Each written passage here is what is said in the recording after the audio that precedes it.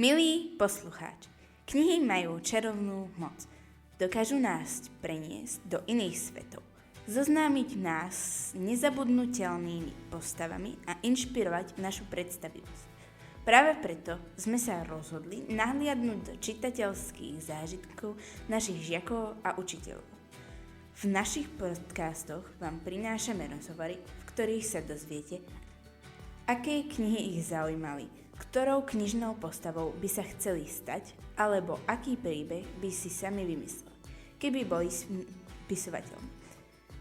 Možno vás ich odpovede prekvapia, možno inšpirujú a možno vás privedú k novej knihe, po ktorej radi siahnete. Prajeme vám príjemné počúvanie a veľa radosti z objavovania sveta kníh spolu s nami. Keby si mohol bývať v knihe, ktorú si vyberieš? Asi Dračiu školu. No, vliezla by som do Harryho Pottera a rada by som čarovala. Asi Červená kráľovna, lebo tá mala strašne veľa schopností a proste to bolo také na môj štýl a vedela by som proste čarovať a to by bolo super. A vedela by som proste ísť proti nejakým ľuďom, takže to. Radšej by ste čítali papierovú knihu alebo e-knihu? Určite radšej papierovú. E-knihu. Keby sa všetci učitelia premenili na rozprávkové postavy, kto by bol drak? Jednoznačne pán učiteľ Bédy. Pani riaditeľka.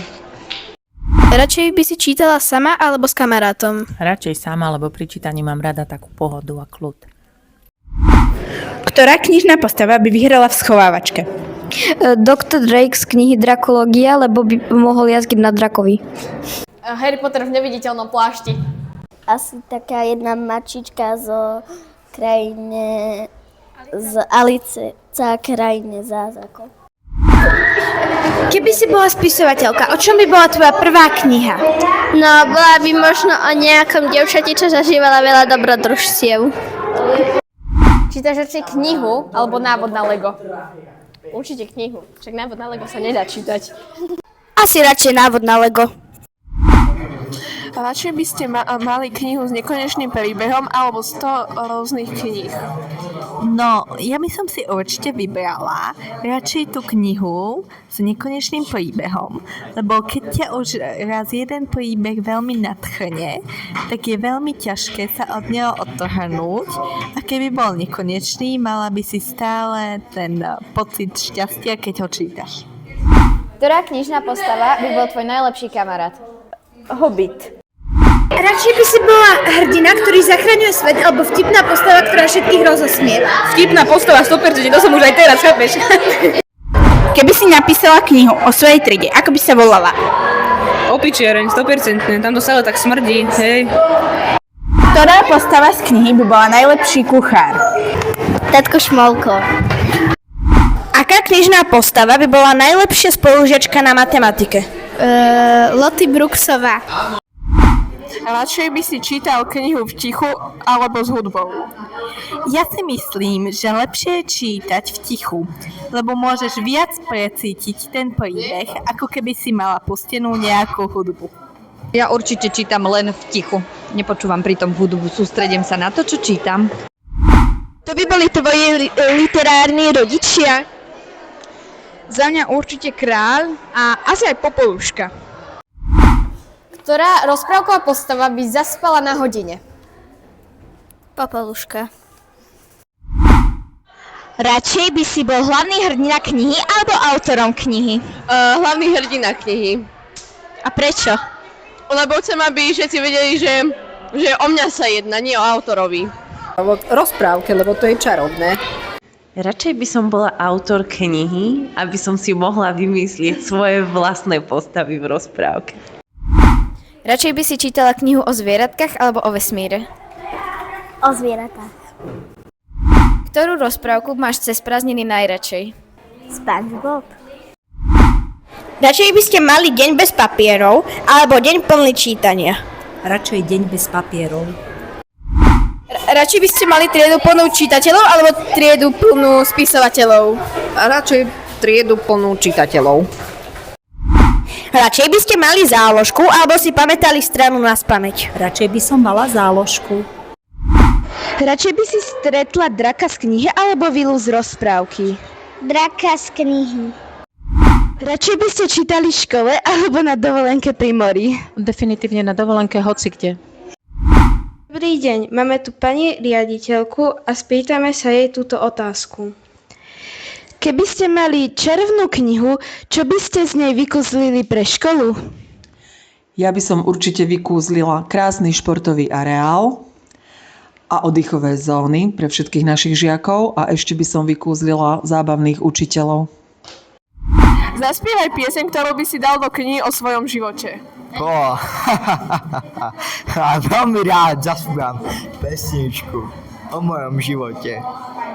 Zuzka, Zuzička, Zuzka je dievčatko, nohaté, strapaté, štrbavé, ale pehu nemá ani jednu. Nuž, ako mnohé iné dievčatka, ale čo vám budem vopred prezrádzať, nech vám to povedia príbehy v tejto knižke, tak teda čítajte, vlastne predsa len chvíľočku počkajte. A aby sme nezabudli na našich malých veľkých spisovateľov, čaká vás aj špeciálne prekvapenie. Vypočujte si 2 jedinečné príbehy, ktoré nevznikli len tak hociako. Tvorila ich celá trieda, jeden spolužiak po druhom, každý s jednou vetou. Spoločne tak vytvorili originálne, miestami nečakané a určite zaujímavé príbehy, ktoré stoja za to. A teraz striedny príbeh od 6. A. Dnes našu školu napadol drak. Bol hrozivý, veľký a všade, kde sa človek pozrel, videl horiacu školu. Potom sa tam dotáckal 8 cm vysoký škriatok menom Šrek. Práve sa vrátil z práce v Mekáči. Drak sa s hrozivým revom sklonil tam, kde stal 8 cm trpaslík a drapol ho do pazúrov. Šrek hryzol draka do nohy. Drak zaškriekal a pustil 8 cm škriatka. Škriatok, keď padol na zem, začal utekať na draka. Lenže kvôli tomu, že draka bolela noha, nemohol odletieť. Škriatok utekal ako o život. Drak v zápätí vychrlil oheň. A skoro škriatka Šreka zničil. On však vytiahol hambáčový štít z Mekáču a porazil draka. Zachránil školu a bol by šťastný až do smrti. No prišiel drakov starší brat Dudek. Šrek bol však múdry a dal do hamburgeru jed a dal ho zjesť Dudekovi, ktorý sa otravil. Všetci si mysleli, že Dudek bol otravený, ale bohužiaľ bol nesmrteľný. Preto Šrek musel ísť do hôr, kde sa skrýva meč, ktorý porazí i nesmrteľného. Netrvalo dlho a meč našiel a vyhlásil: My sme Sparta! A utekal okamžite objednať burger, aby nebol hladný.